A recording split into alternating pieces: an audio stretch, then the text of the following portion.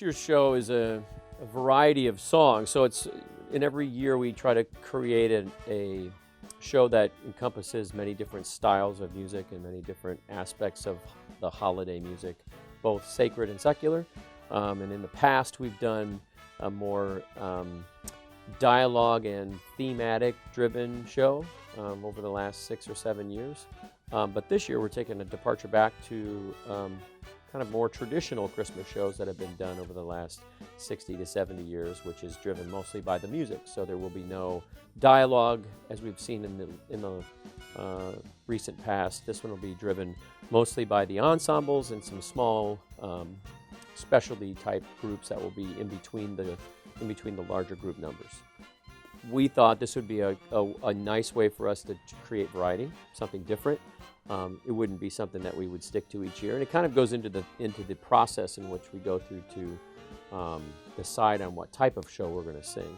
So as a staff, we usually meet within 3 weeks after the Christmas show and start brainstorming for the next year.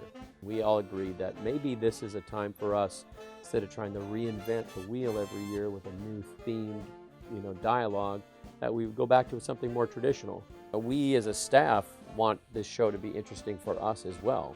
There are a finite number of minutes that we have on stage. We can't just have a 6-hour Christmas show. So we try to work the first act within 50 to 60 minutes, and every minute or second of dialogue is taken away from the potential to sing. So by taking out 6 scenes of dialogue, we just added 6 more songs to the Christmas show, which for some people that's really great. Yeah, just another way for them to connect on a musical level. So as a staff, we come up with what we think we want the show to look like. It may be driven based on some songs that we've heard. We may have gotten some feedback from folks that were at the show. Alumni oftentimes play into the thought processes of what we hear, and just the nature of our staff and the ideas they create. So that's where it starts. And then once we've come to a consensus of what we want, we give it to the Hall of Music. And Steve Hall is our chief designer and creator of the actual look of the show. We give him our ideas, and he comes with some ideas of his own based on what we tell him, and then he takes that away for a few months and creates the actual look of what the stage is going to be like.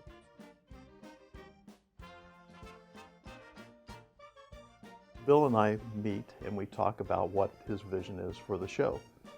He gives me kind of a broad brush sort of picture of what the show is going to be, and then I go, create some sketches of like, okay, here's what I think. And so I come up with some ideas, and then I take them back to Bill and show him and usually some of the key staff members in PMO and say, here's a concept, here's an idea, what do you think? And they give me a little bit more feedback and then kind of turn me loose to finish off the design. So then you get serious about the design. Well, how does it all fit onto the stage? How does it all work? And then making the design turn into construction drawings so somebody can actually build it and paint it and those kind of things.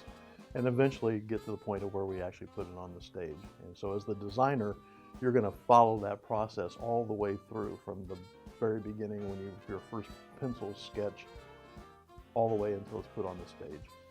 What makes this show's design unique is the fact that it's not set in any location.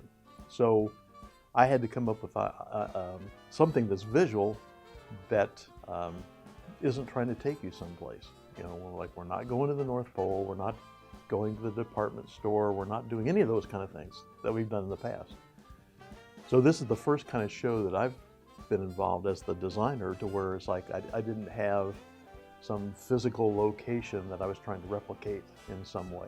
So this year's show, it was like taking elements like the snowflakes, taking elements that are certainly associated with Christmas and finding a way to utilize them in a way that is unique to the songs, and what musically is going to happen on the stage, because the show musically this year is very dynamic, very it's different, it's interesting, it's challenging for the students' standpoint, the singers, and so from the designer's standpoint, it was equally challenging.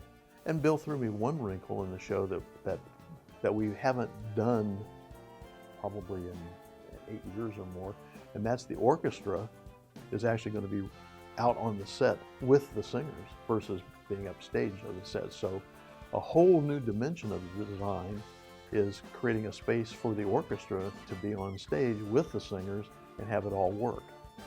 And probably one thing that is always important in design is you got to think about not just your little piece of the art, you know, like, oh, the staging. I must just think about the staging. If you're doing your design right, you're also thinking about, well, how does this work with the audio? How does this work with video? How does this work with the other components? Because if you don't think about that, you're going to put all your colleagues in a bad place. If you're putting an orchestra on stage with the singers, how do you isolate them so that they stay separate in the microphones from the singers being in the microphones? How do you do that? And you know, if I didn't think about those things and didn't think like, okay, how do I build a wall here between the singers and the orchestra, and how do I insulate the wall so that the sound stays inside the orchestra shell? If I don't think about those things, I'll put the sound guys, in a really bad spot. So it's what I do in the design process is I try to bring in the lighting guy and the sound guy, and we talk about stuff as I start to create the design, so that I don't paint somebody into a corner. Because again, you got to kind of find something that works for everything, and because you can't really have a design for every single number in the show, so you got to have this big, giant design that kind of works for everything. Once we've come up with the great number, then we look at them more in depth. We'll do an uptune, then maybe one other, maybe a little less uptune, followed by a ballad. Then we'll do another, maybe it's an a cappella number, or if it's a really truly unique carol that we've done that we know is going to be inspiring. It needs to be followed by a certain type of song that will allow your audience to find a way to go into these peaks and valleys of emotion, right? So you don't want your audience to sit down here and then you wake them up with some uptune. You want them to come through the range of emotions, and that's what makes them want to come back. And when they leave here inspired, you take them on a journey that gets them to this fever pitch, which always ends with Silent Night. You want them to leave reflectionary. You want them to leave feeling inspired. So the choices of songs we do keeps that in mind. So we find our favorites, and then we look to see how are these all going to fit within that concept. And then if we got some really great options, we'll put those together. Sometimes they don't, sometimes they do. Sometimes we save stuff for the next year and they come out. But each year the staff comes up with some really great choices. The hardest part of a design process really kind of falls into two categories. There's the creative part of it, and then there's the technical part of it. On the creative side, it's that the ability to find a new way to tell an old story. You know, because again, Christmas is Christmas, and there's only so many ways. I mean, the theme of Christmas is kind of, narrow. So how do you creatively tell an old story in a new way, make it interesting, so that people don't come and say, oh, wow, I saw that show last year, because that's not what we want. So the creative side of it, that's the hard part. On a technical standpoint, it becomes hard to take your concept idea and then turn it into technical drawings, because there's just a lot of time and mounds of paper that gets created to say, here's scene shop, here's what I want you to build. Because at that point, you got to be very specific. You got to have it down to the inches and everything you all figured out, so that they can build what it is that you want. And a lot of times, when you're doing a show like this, it's multiple people having to build things. The metal shop people are doing metal work, the woodwork people are doing wood, the people that work in foam are doing the foam stuff, and so you're trying to keep all that together and stay on top of that. So from a technical standpoint, that's probably the most difficult part. From the design standpoint, we're looking to basically do a show that augments the music, that features the music, but yet obviously it's going to be Christmas, so the design needs to have a Christmas sort of feel to it as well. And so what I hope is that because my idea was snowflakes. I don't know why, but it just came to me. It's snowflakes, and so I felt like that worked well with what Bill was asking for in the design.